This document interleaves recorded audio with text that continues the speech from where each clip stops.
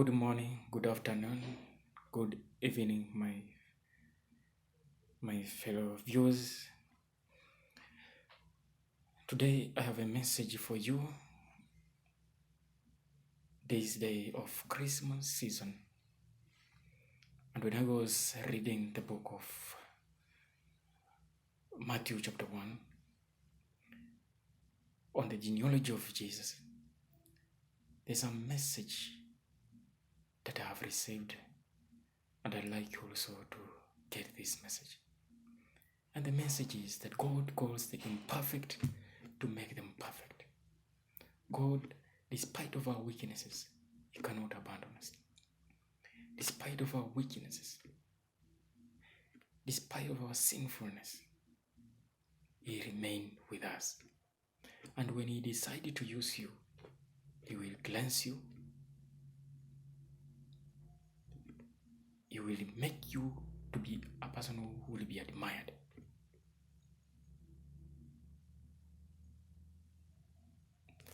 You will not see all those which you are seeing. If He had decided that it is you, it will be you. Why I say so?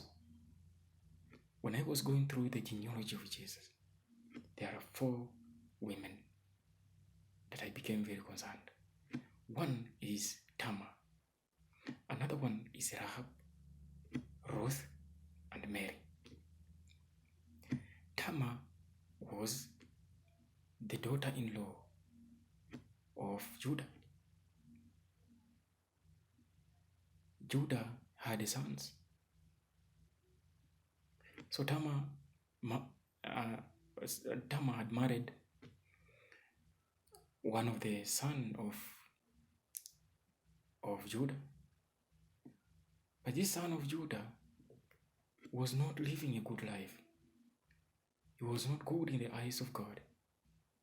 God decided to take him very early. So Tamar was left a widow without a child. Then according to the Levites tradition, when the husband dies, now his brother is one who should take over. Now the brother-in-law of Tamar became the husband. But also, they did not live together for long. This brother-in-law also died. Tamar remained like that. And this was not a good thing to Judah, who was the father-in-law of Tamar. Judah accused Tamar that is the one who is killing his sons. So he decided to tell Tamar, can you remain like that as a widow until my lastborn grow up, become mature, and later take you as his wife? But later Judah changed his mind and slept with Tamar. And they got twins. The twins, one of them was Perez and Zerah. And this was not a good thing to the tradition. This is a mistake that Tamar did. You cannot sleep with your father-in-law. And this is the story of Tamar, a sinful woman who has slept with his father-in-law, with their father-in-law. This is a woman who has suffered being accused of killing her husbands.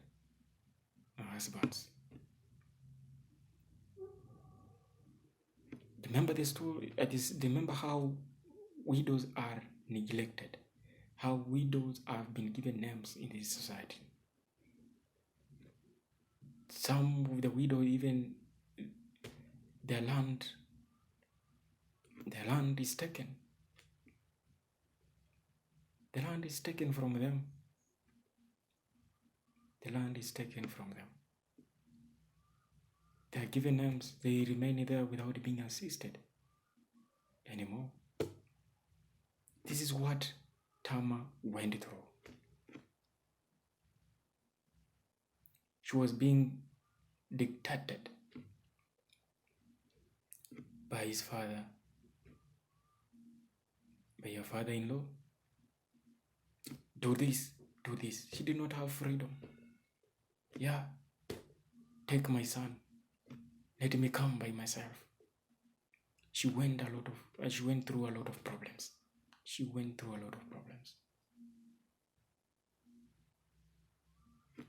Even later now, to sleep with her father-in-law, which was a punishment.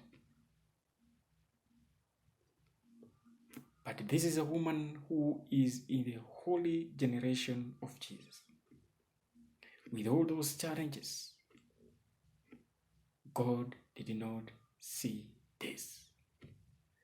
God decided to cleanse her,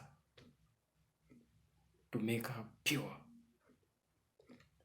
and invite her in this family of Jesus. Another woman is Rahab. Rahab is a prostitute, was a prostitute. Where do we find her? We find her in the story of Joshua and the Israelites. When they were almost crossing River Jordan, Joshua said, let us send some men who go and scout this land of Jericho. How is it?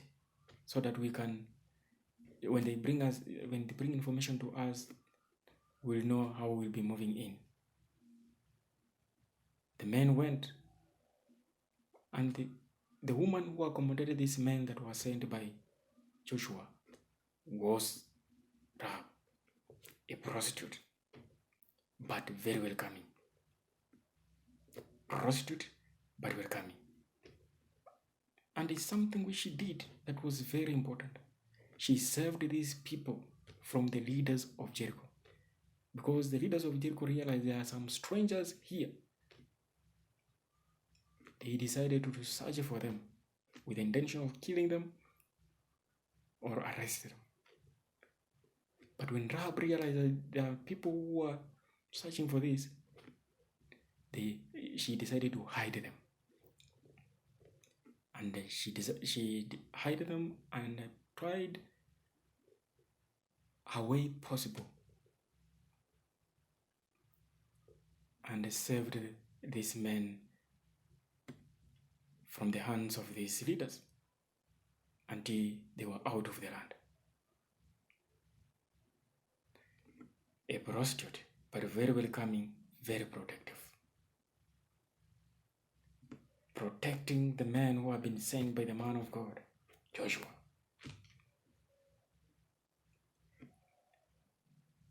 A prostitute who, according to the society, she's not a good woman. She lacks manners. She's not morally upright. And the punishment of this kind of people was to be stoned to death. Yes. But the mission that she's doing, she has carried out, protecting the men that have been sent by the man of God.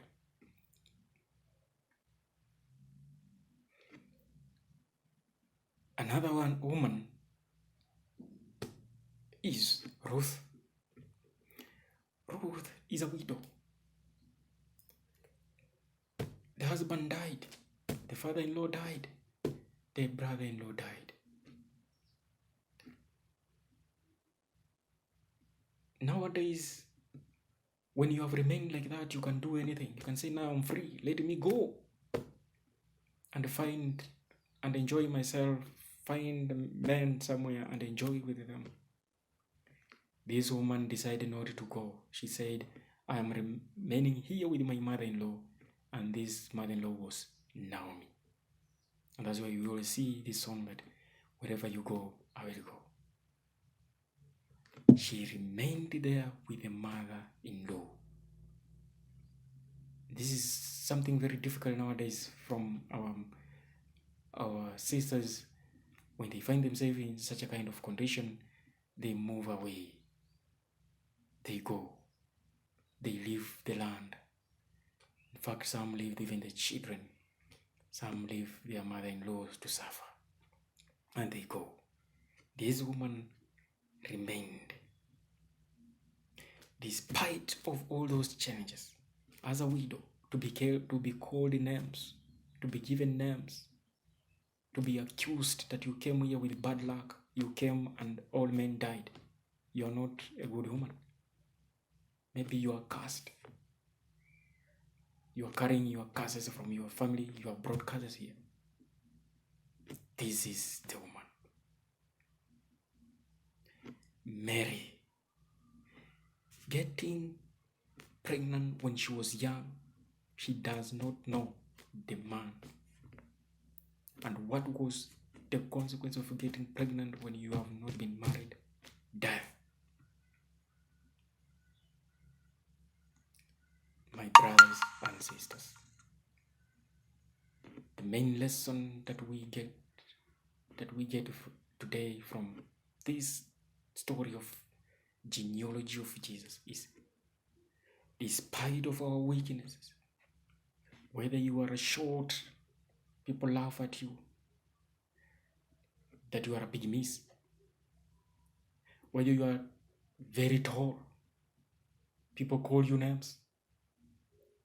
In the eyes of God, you have a role to play.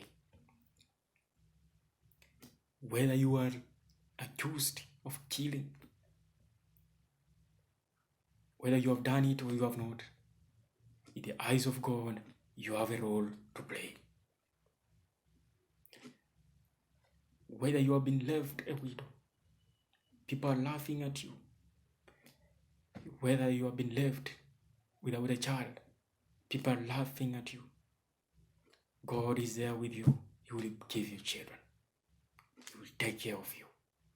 Despite of our weaknesses, despite of our challenges. In the eyes of God, when He has decided to use us, He will cleanse you. He will make you perfect. He will make you to be admired. And later, He will call you my son. Come in my lineage. I wish you Merry Christmas and a Happy New Year. Thank you.